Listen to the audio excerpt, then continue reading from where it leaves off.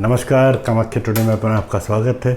आज हम चर्चा मंगल का अन्य ग्रहों के साथ युक्ति का फल उसके बारे में हम चर्चा कर रहे हैं। किसी भी जातक की जन्म कुंडली में मंगल भाई, साहस, भूमि, रक्त, शौर्य, मान, प्रतिष्ठा, तकनीकी कार्य, पुलिस, रक्षा विभाग इत्यादि का कारक ग्रह है। यदि आपकी कुंडली में मंगल उच्च का है तो अपने घर का केंद्र या त्रिकोण में शुभ स्थिति में है तो जातक अपने जीवन काल में सभी सुख सुविधाओं को यथा सरकारी नौकरी, भूमि आदि का उपयोग करता है, उपभोग भी करता है। आपको भाई बहन का सुख मिलता है। यही नहीं, आप समाज में विद्यमान बुराइयों को समाप्त करने के लिए लोगों से झगड़ा तक कर लेते हैं और यश को प्राप्त करते हैं। समाज में मान सम्मान की वृद्धि कराते हैं अपनी। इसके विपरीत यदि मंगल आपकी कुंडली में नीच, त्रिक भाव या अशुभ ग्रहों के भाव में स्थित है तो आपको एक्सीडेंट, रक्त विकार, हृदय रोग इत्यादि का सामना करना पड़ सकता है। मंगल ग्रह की दो राशि है, मेष और वृश्चिक। इसमें से एक अग्नि तत्व की राशि है और दूसरा जलीय तत्व की राशि है। इसी कारण मंगल प्रभावित व्यक्ति का स्वभाव उग्र और तीक्ष्ण होता है। यह पित्त का कारक ग्रह है। मंगल लाल वर्ण का मंगल ग्रह का वर्ण लाल है।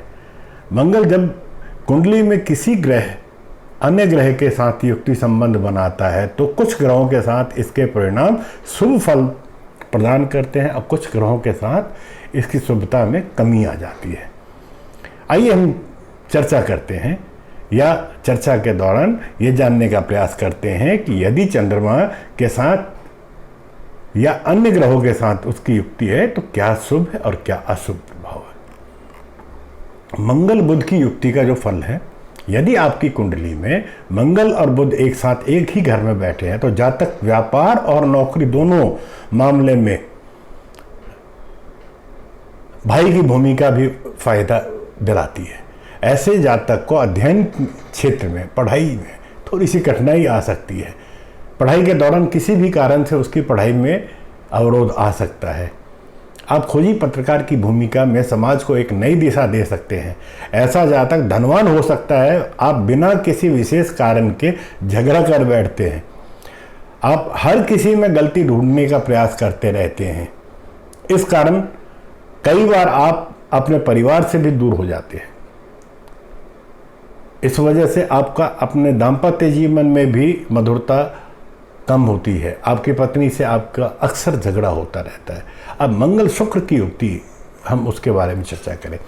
यदि आपकी कुंडली में मंगल शुक्र एक साथ एक ही घर में बैठे हैं तो आपका झुकाव विपरीत लिंगी, अगर स्त्री है तो पुरुष की तरफ और पुरुष है तो स्त्री की तरफ जातक का झुकाव होगा। जीवन में किसी न किसी से प्रेम अवश्य करेंगे तथा प्रेम यौन सुख का आनंद भी लेंगे, परंतु कई बार इस कारण आपकी बदनामी भी होगी। आप प्रेमी के रूप में जाने जा सकते हैं। ऐसा जातक घर से सुखी संपन्न होता है। आपको भूमि, भवन, गाड़ी सबका सुख मिलता है। यदि मंगल शुक्र का योग अशुभ स्थान पर बन रहा हो तो प्रेम और दाम्पत्य दोनों में ही आपको कष्ट का सामना करना पड़ेगा। आप अपने पत्नी से बहुत प्रेम करेंगे। अब मंगल सूर्य की युक्ति का फल हम जानते हैं। ऐसा जातक स्वाभिमानी होता है। ऐसे व्यक्ति को तकनीकी पढ़ाई के साथ में मैनेजमेंट कोर्स भी करता है। आप पढ़ाई के लिए हमेशा जागरूक रहेंगे। आप धार्मिक उपासक तथा साधक भी हो सकते हैं। आप क्रोधी होंगे परंतु बाद में अपने ज्ञान चक्षु से तुरंत अपने आप को शांत भी कर लेंगे। कई बार आपको समझना लोगों के लिए बहुत मुश्किल हो जाता है। आप अध्यापन कार्य करेंगे। आप किसी के साथ बहुत शीघ्रता से मेलजोल पाते हैं, मेलजोल बढ़ा लेते हैं, परंतु ये आपके लिए उचित नहीं है। आप अपने जीवन में किसी की भी दखल अंदाजी बर्दाश्त नहीं कर सकते। अब आपको मंगल और शनि की युक्ति का फल भी बता देते हैं। यदि आपकी कुंडली में मंगल और शनि एक साथ एक ही स्थान पर बैठे हैं तो आप झगड़ालू प्रवृत्ति के आदमी होंगे। आपका काम तकनीकी स्तर पर होना चाहिए। आप इंजीनियर की परीक्षा में सफल हो सकते हैं। आप इंजीनियर हो सकते हैं। टेक्निकली आपके पास एक अलग से नॉलेज आपके पास होगी। हालांकि आपके काम करने में कठिनाइयाँ बहुत आएंगी, आपका जीवन संघर्ष में होगा, आपके अपने कार्य के प्रति आपका उतावलापन देखने को मिलता है।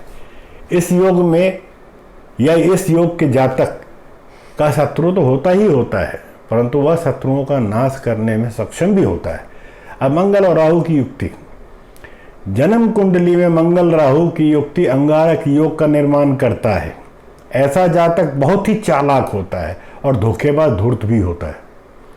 जहां मंगल शत्रु साहस और पराक्रम का कारक है, वहीं राहु चालाकी धोखा का कारक है। ऐसे जातक, इसी कारण से ऐसे व्यक्ति कठोर, दुस्साहसी, अति क्रोधी और षड्यंत्रकारी के रूप में दृष्टिगोचर होते हैं।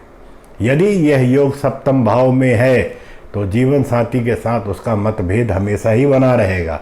ऐसे जातक को गुस्सा बहुत आता है और बिना विशेष सोच विचार के वो बोल बैठता है। अब हम बात करेंगे मंगल और केतु की युक्ति का। जिस भी जातक की जन्म कुंडली में मंगल केतु से युक्ति बनाकर एक स्थान पर स्थित हो तो ऐसा जातक आध्यात्मिक विचारों से परिपूर्ण और उसमें रुचि रखने वाला होता है। आप साधु सन्यासी से विशेष रूप से प्रभावित होते हैं। आपके घर में कोई ना कोई सन्यासी आपके परिवार में हो सकता है। आप मुक्ति का मार्ग खोजते खोजते अपना संपूर्ण जीवन पूर्ण कर लेते हैं। ऐसे जातकों के पास खेती के लिए पर्याप्त भूमि होती है। आप पुलिस विभाग में भी नौकरी कर सकते हैं। अब हम बात करते हैं चंद्र मंगल योग धन प्रदायक। जिन जातकों की कुंडली में चंद्र और मंगल योग होता है उनको हम कहते हैं धन प्रदायक या महालक्ष्मी योग। जन्म कुंडली में ज्योतिषियों द्वारा 2, 3, 4 या 5 ग्रहों के योग फल को बहुत अधिक महत्व दिया जाता है। जब 2 या 2 से अधिक ग्रह एक राशि में स्थित होते हैं तो उस अवस्था को युक्ति कहते हैं। और जब 2 या 2 से अधिक ग्रह एक दूसरे के आमने सामने हो अर्थात 7वें स्थान पर स्थित हो तो उसको हम प्रतियुक्ति कहते हैं। शुभ ग्रहों की प्रतियुक्ति शुभ फल प्रदान करता है और अशुभ ग्रहों की अशुभ स्थानों की प्रतियुक्ति अशुभ फलों को प्रदान देता है। ज्योतिषियों के अनुसार या हमारे शास्त्रों के अनुसार अब हम चंद्र के ऊपर विचार करेंगे। पृथ्वी के सबसे निकटतम और तीव्र गति का ग्रह होने के साथ साथ चंद्रमा मानव जीवन पर पूरा प्रभाव देता है। चंद्रमा मन का कारक है। इसे समुद्र में उठने वाली ज्वार भाटा का जो तेज गति में आना पूर्णिमा और अमावस्या के दिन अधिक होता है। ऐसी स्थिति में सूर्य चंद्रमा के कारण ही चंद्रमा कर्क राशि का स्वामी है तथा वृषभ राशि में उच्च का होकर वृश्चिक राशि में नीच का हो जाता है। श्वेत रंग है इसका और प्रकृति इसकी शीतल है। ये जल का भी कारक है।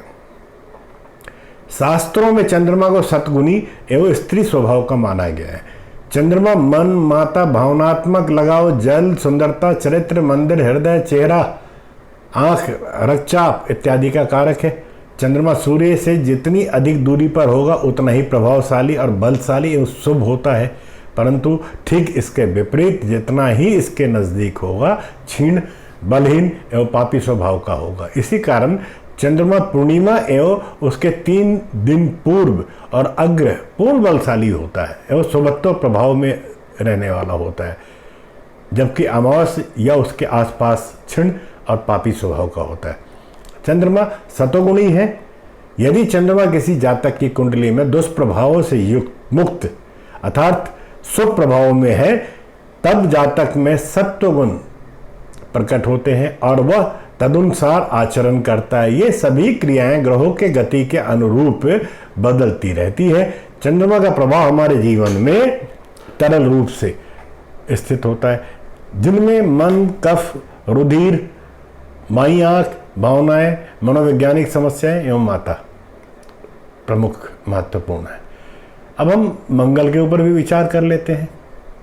किसी भी व्यक्ति के जन्म कुंडली में मंगल भाई, साहस, सामर्थ्य, भूमि, रक्त, शौर्य, मान, तकनीकी, पुलिस, रक्षा विभाग इत्यादि का कारक ग्रह है। मंगल का वर्ण रक्त वर्ण का है। ये उष्ण प्रवृत्ति, उष्ण तत्व अग्नि तमोगुनी तथा पुरुष जाति का ग्रह है। यह 2 राशि का स्वामी है, मेष और वृश्चिक का। मेष राशि इसकी मूलतः त्रिकोण राशि है। मकर राशि में यह उच्च का होता है, कर्क राशि में नीच का माना गया है। मंगल को प्रभावित करने का स्वभाव उग्र व तीक्ष्ण होता है। यदि आपकी कुंडली में मंगल उच्च का है और अपने घर या केंद्र या त्रिकोण में शुभ स्थिति में है तो आप जीवन में अपने सभी सुख सुविधाओं को, मान प्रतिष्ठा, यश, भाई बहन, सरकारी नौकरी, भूमि इत्यादि का उपभोग करेंगे। इसके विपरीत अगर मंगल आपकी कुंडली में नीच या त्रिक भाव या शुभ ग्रहों के प्रभाव में है तो आपको एक्सीडेंट, रक्त विकार, हृदय रोग इत्यादि का सामना करना पड़ेगा।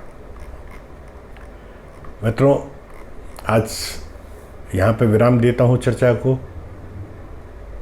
अगले वार्तालाप में किसी अन्य ग्रह पर चर्चा करेंगे। जय मां कामाख्या।